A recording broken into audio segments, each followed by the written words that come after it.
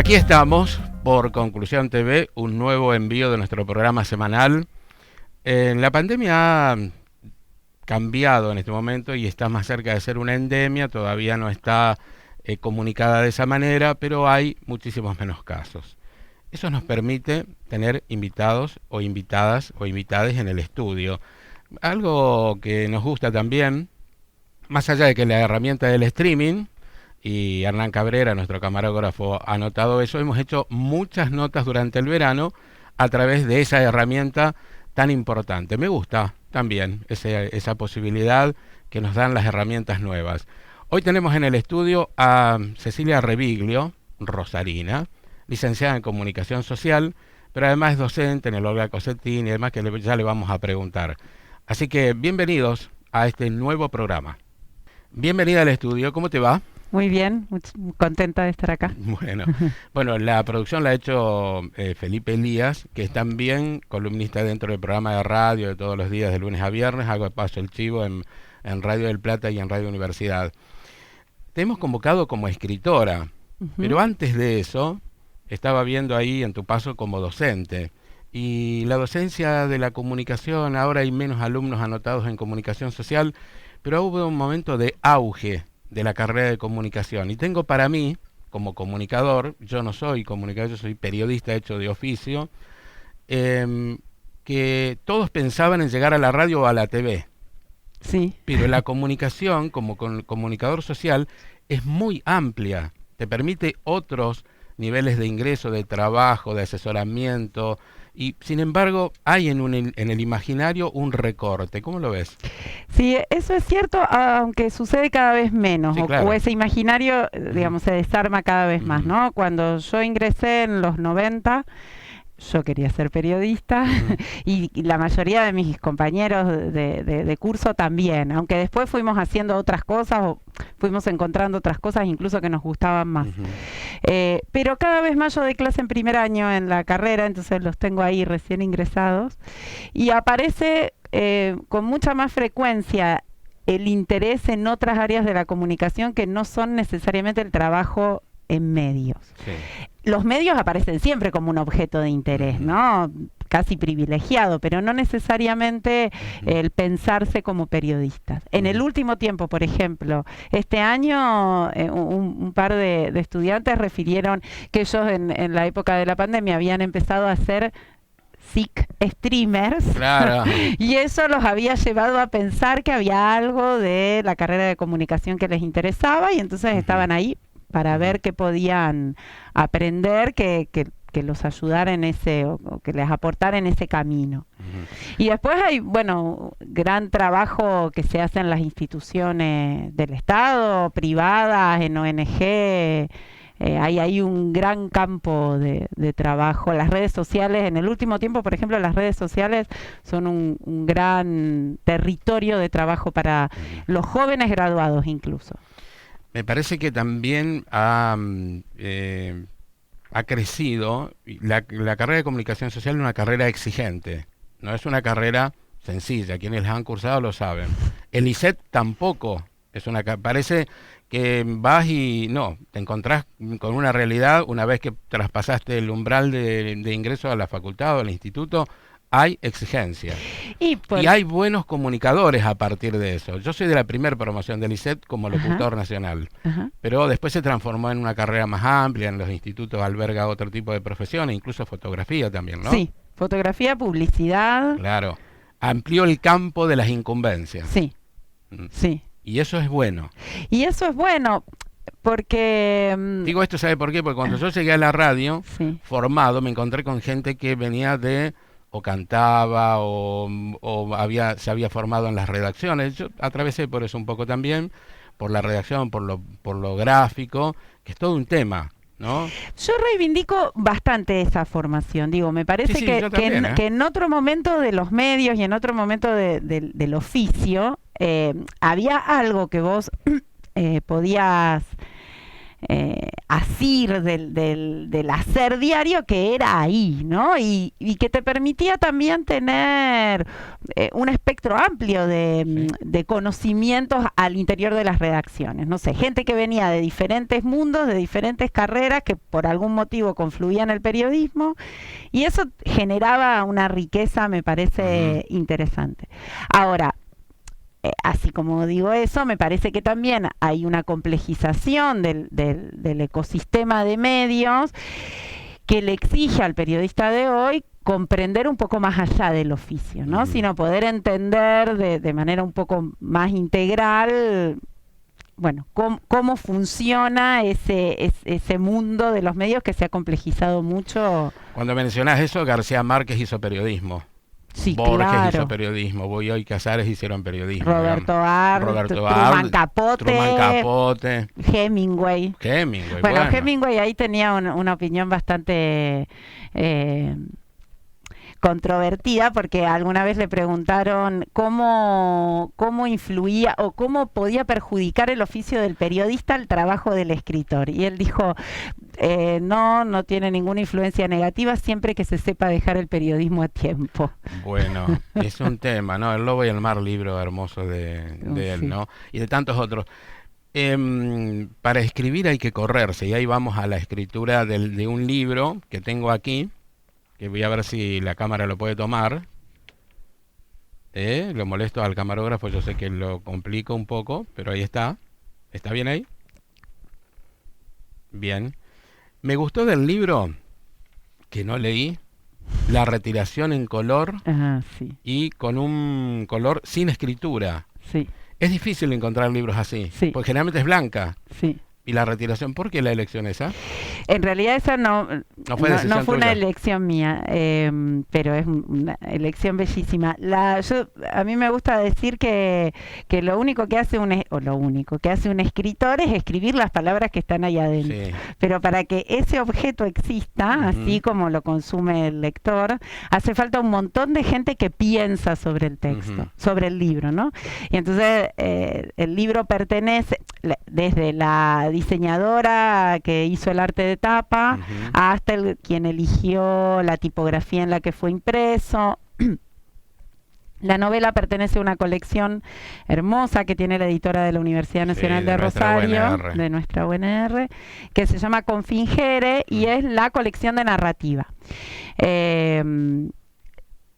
Toda la colección tiene una estética similar, ¿no? Es además de que el contenido es siempre narrativa de ficción, o hay algunas obras de no ficción, es narrativa, y eso, las tapas son de colores plenos, tienen una retiración a color, es una colección muy cuidada, afortunadamente. Se nota.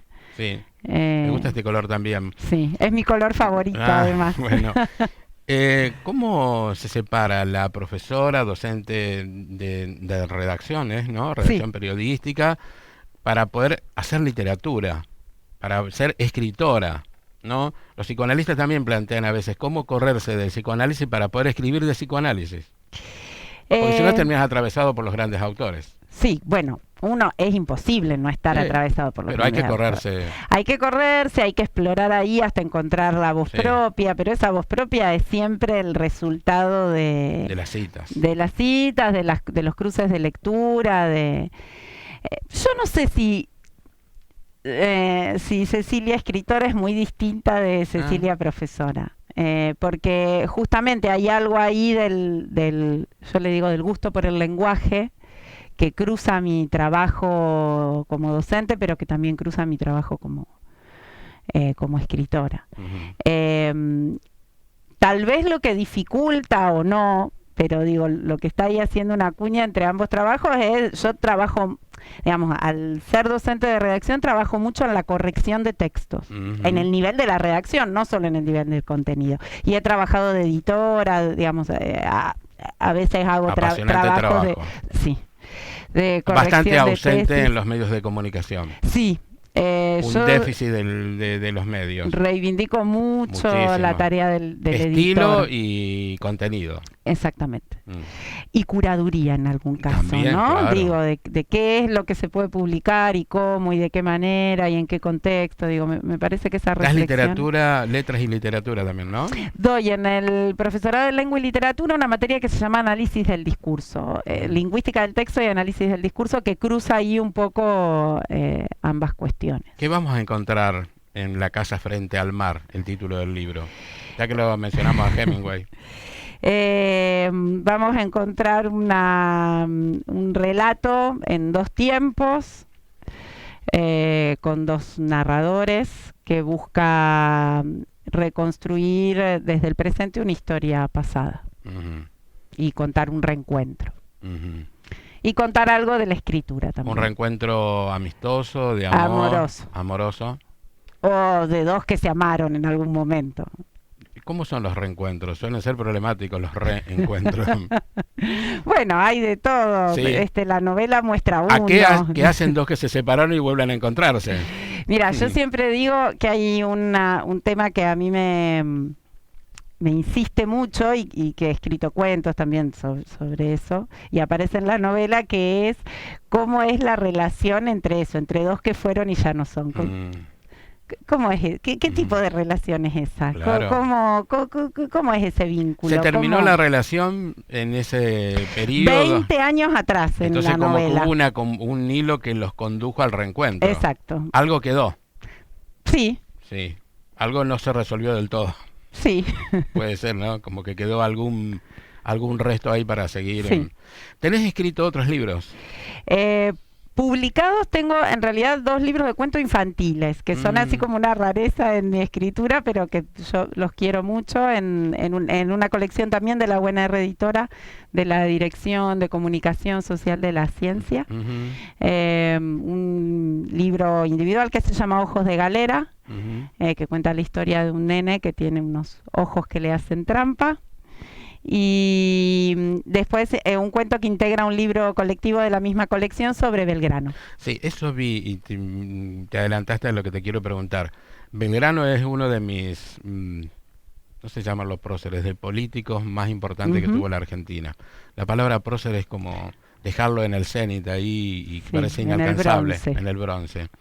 Me gusta Belgrano, bueno, San Martín ni hablar, pero Belgrano marcó caminos importantes. Carlos del Frade tiene un libro que se llama Las banderas de Ah, Belgrano. mira, no lo leí. Muy buen libro, porque aborda al Belgrano creador de la bandera, al Belgrano político, abogado, economista, militar, que no era, pero hizo un gran recorrido. Y la verdad que me apasiona la historia de Belgrano. ¿Desde dónde lo abordaste?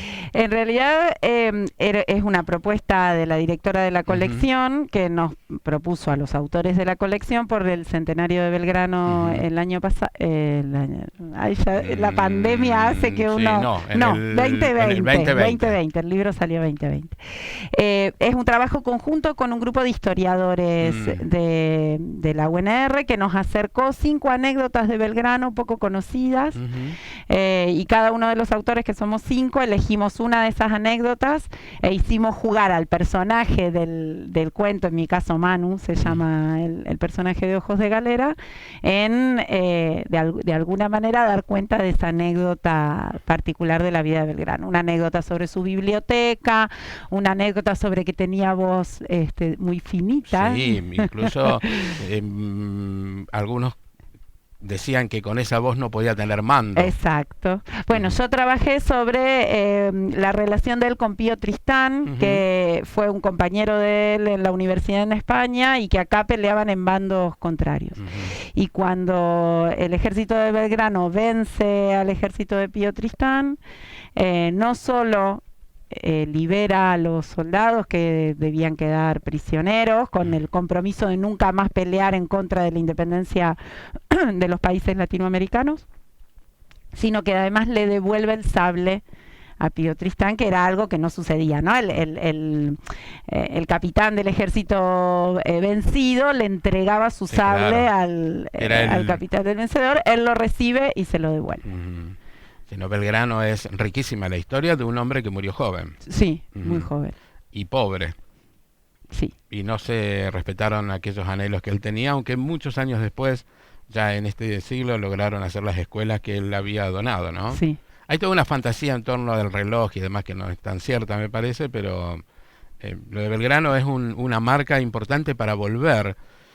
Pensando en este tema de, digo, un agregado mío, cuando él decía que no debíamos exportar materias primas, sino solo con valor agregado. Era un adelantado Ya para en la aquella época. época, sí, totalmente. Ahí aparecía el Totalmente. economista.